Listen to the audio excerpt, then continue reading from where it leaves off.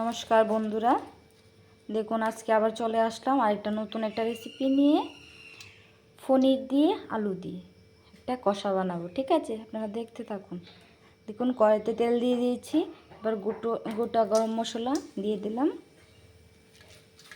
তাতে দিয়ে দিলাম পাঁচফোড়নটা একটু লাল হোক।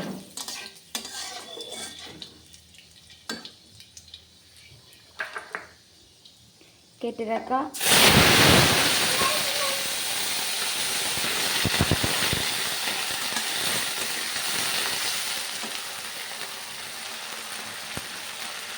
তাতে একটু লবণ অ্যাড করলাম,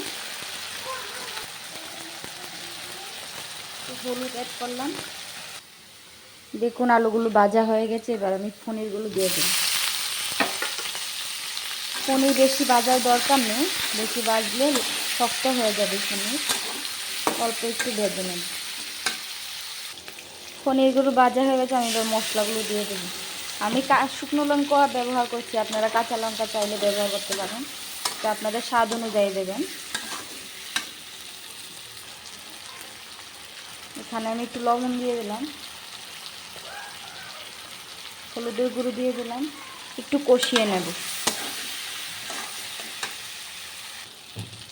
এই দেখুন কষানো হয়ে গেছে, এবার আমি এতে একটু গরম মশলা অ্যাড করে দেব।